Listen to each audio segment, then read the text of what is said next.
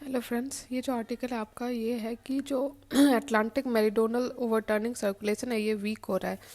अभी recently sixth assessment report जो है आईपीसीसी का मतलब international panel on climate change, उसने कहा है कि एएमओसी जो है डिक्लाइन करेगा 21st सेंचुरी में। एएमओसी होता क्या है? ये एक ओशन करंट है, large system of ocean current है। इसका it is the Atlantic branch of the ocean conveyor belt. ठीक है, इसका दो फीचर्स हैं। एक तो कि flow of warm salty water in the upper layer, मतलब कि ऊपर के लेयर में देखोगे तो सॉल्टी वाटर है, warm salty water of the ocean northwards from the gulf of Mexico. तो ये ऊपर का लेयर है। और नीचे आप इसके देखोगे तो cooling of water in the high latitudes of the Atlantic, मतलब कि देखिए जो एक तो है इसका कि वार्म वाटर फ्लो करता है northward from the gulf of Mexico. दूसरा है cool water, cooling of water in the high altitudes of the Atlantic. ठीक है, तो जो थर्मोहेलिन सर्कुलेशन है, ये इसका जो थ्योरी है इसको प्रपोज किया था सबसे पहले हेनरी स्टॉमल और एंड्रॉल्ड एरॉन ने 1960 में। ये जो इस मैप में आप देख सकते हैं कि थर्मोहेलिन सर्कुलेशन का आपका एक तरफ दिख रहा होगा कि नीचे से ये कोल्ड वाटर आपका सर्कुलेट हो रहा है और ऊपर ऊपर के लेयर में वार्म वाटर है। Surface water is pulled in to replace the sinking water. Deep water moves horizontally until it can find a region on the globe where it can rise back to the surface. The cold bottom water returns to the surface through mixing and wind driven upswelling. मतलब upswelling के through जो cold water है वो नीचे से ऊपर आता है। Due to evaporation or ice sea formation, colder surface water in polar region gets saltier, hence dense and sink. मतलब कि जैसे ही जो ऊपर का जो ये जो पोलर वाटर है ये इवापोरेशन और सी आइस फॉर्मेशन के कारण सॉल्टियर हो जाता है और इसलिए डेंस हो जाता है। सॉल्टी वाटर ज़्यादा डेंस होता है और इसलिए वो सिंक हो जाता है। जो सरफेस वाटर है वो ऊपर की मतलब is pulled in to replace the sinking water.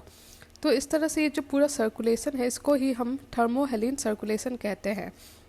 Difference अगर देखें सरफेस ओशन करंट्स और थर्मोहेलिन सर्कुलेशन का है, तो पहला तो पॉइंट यही है कि ये ड्रिवन किससे के द्वारा होता है। जो ओशन करंट्स है वो ड्रिवन होता है बाय ग्लोबल विंड सिस्टम और जो सन का एनर्जी है ये इसको फ्यूल करता है। जबकि थर्मोहेलिन सर्कुलेशन जो है ये जो सॉल्ट और टेम्परेचर का जो डिफरेंस है उसके कारण बनता है। दूसरा है स्पीड। स्पीड जो है सरफेस ओशन करंट का फास्ट है, जबकि अगर थर्मोहेलिन सर्कुलेशन बहुत स्लो है, ये 1 सेंटीमीटर पर सेकेंड का इसका स्पीड है। तीसरा है वॉल्यूम ऑफ वाटर रिमूव्ड। तो surface ocean current less water remove करता है, लेकिन जो थर्मोहेलिन सर्कुलेशन है उसमें वॉल्यूम ऑफ वाटर रिमूव ज़्यादा है। अब बात है कि रीज़न क्या है फॉर रिसेंट डिक्लाइन इन एएमओसी। पहला तो है कि जो फ्रेश वाटर है from melting Greenland ice seat और आर्कटिक रीजन, वो it can make circulation weaker, क्योंकि इससे जो फ्रेश वाटर मेल्ट हो रहा है तो फ्रेश वाटर ऐड हो रहा है, तो उसके कारण क्या होता है कि जो सैलिनिटी है वो कम हो रही है और वाटर की डेंसिटी भी इसलिए कम हो रही है। तो वो जो सिंक टू बॉटम है, मतलब कि सिंक करके नीचे चला जाता है, वो नहीं हो पा रहा है। दूसरा है कि जो गल्फ स्ट्रीम है वो भी वीक हो रही है। तीसरा है कि डाइल्यूशन हो रहा है due to increase rainfall and river run of.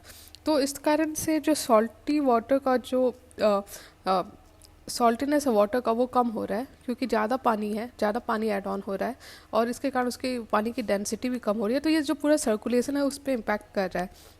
अब समझते हैं कि इस तरह से अगर डिक्लाइन होता रहा एएमओसी तो उसका इम्पैक्ट क्या पड़ेगा। पहला तो कि जो रीजनल क्लाइमेट है उस पर इम्पैक्ट पड़ेगा, जैसे गल्फ स्ट्रीम हो गया, या नॉर्थ अमेरिका या यूरोप का जो क्लाइमेट है वो उस पर इम्पैक्ट पड़ेगा। टेम्परेचर और रेनफॉल कम हो जाएगा। कूलिंग होगा ओवर नॉर्दर्न अटलांटिक ओशन। उसी तरह जो विंटर स्टॉर्म है ओवर यूरोप उस पर इम्पैक्ट पड़ेगा। दूसरा जो है वो है कि सी लेवल राइज, क्योंकि पानी तो पाइल अप हो रहा है of water at the US east coast, तो सी लेवल यहाँ पे इंक्रीज करेगा specially at US east coast. तीसरा है सोशियो इकोनॉमिक इम्पैक्ट। इसका देखिए एग्रीकल्चर हो, वाइल्ड लाइफ हो, ट्रांसपोर्ट, एनर्जी, कोस्टल इंफ्रास्ट्रक्चर, हर पे इम्पैक्ट पड़ेगा। चौथा है severe consequences for Atlantic marine ecosystem.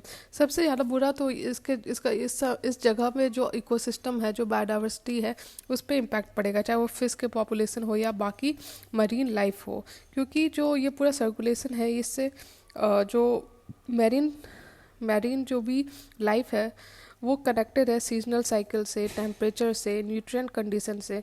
तो ओवरऑल कॉम्प्रिहेंसिवली बहुत ज़्यादा बुरा असर पड़ेगा मेरीन लाइफ पे। पांचवा है कलेप्स ऑफ एएमओसी। देखिए जो एएमओसी है ना, ये 9 टिपिंग पॉइंट्स में आता है। 9 टिपिंग पॉइंट्स मतलब ऐसा पॉइंट जिसके बियॉन्ड जाने के बाद आप उसको फिर से रिवर्स नहीं कर सकते, वापस उस पॉइंट पे नहीं आ सकते। तो अटलांटिक का जो ये ओशन सर्कुलेशन है, ये 9 टिपिंग पॉइंट में से आता है। तो इसका ओवरऑल देखिए तो बहुत ज़्यादा इम्पैक्ट पड़ेगा हमारे पूरे ह्यूमैनिटी के लिए।